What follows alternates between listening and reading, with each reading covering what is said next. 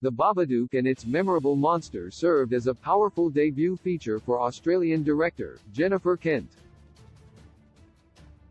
Dripping with allegories and deeper meaning, the film explores some darker aspects of motherhood, loss, grief, and how mental illness can create monsters all on its own.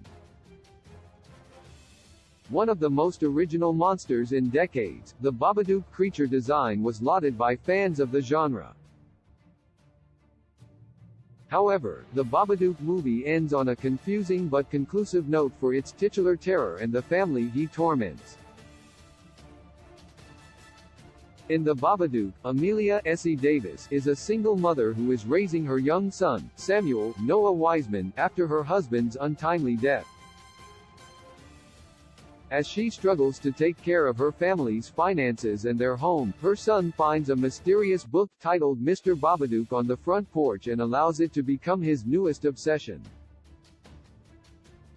Samuel is already not an easy child to care for, but the storybook and its monstrous main character cause his fragile young psyche to fracture, forcing him into bouts of insomnia and madness when he becomes convinced the horrifying movie monster Mr. Babadook is real and will come for him. As Samuel prepares for a fight with his fictional foe, Amelia finds herself falling into a deep depression. She withdraws from the world around her, pushing away from family and friends and isolating herself and Samuel. Eventually, the strange events that continue to happen at home find Amelia harboring increasing amounts of resentment toward her son, who she seems to blame for his father's death without reason. Their tenuous relationship, despite her displaying a protective mother's ferocity, seems to fuel the beast who has taken up residence in their home.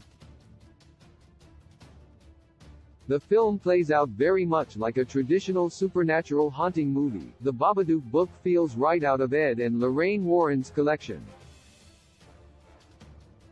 Mother and son must work together to overcome an evil entity in their midst, finding some grounds for personal growth along the way. However, the Babadook movie ending has sparked a fair amount of discussion from fans and critics alike when it takes a sharp turn away from genre films of a similar nature. It begs the question, what, exactly, is Mr. Babadook? The Babadook represents depression if it's in a word or in a look. You can't get rid of the Babadook. This haunting line from the story Sam finds explains the monster's deeper meaning, depression.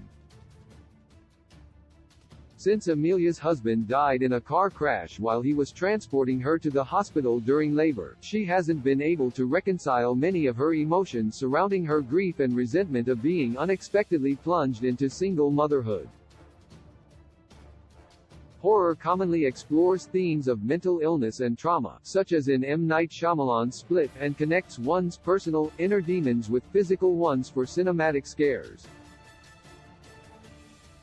Films like Black Swan and Jacob's Ladder were brilliant at depicting a slow descent into madness or conditions like PTSD, and the Babadook movie stands among them as an entry into how well horror can be used as a backdrop for deeper psychological issues. The Babadook's ending, explained. Since the Babadook is a figure to represent Amelia's unchallenged grief and depression, what does that say about the ending? After her final confrontation with the Babadook, Amelia locks him in the basement. As the story says, you can't get rid of him, so she and Sam instead are forced to allow him to take up residence in their home. She brings him earthworms to eat, tending to his basic needs as she repairs her relationship with her son. Like Stephen King adaptation Shining Vale, the Babadook ending is a commentary on how people who struggle with mental illness, especially depression, often have to live with their inner demons and hardships by trying to keep them at bay instead of extinguishing them once and for all. Why the Babadook's ending is perfect and never needs a sequel. The Babadook was released in 2014.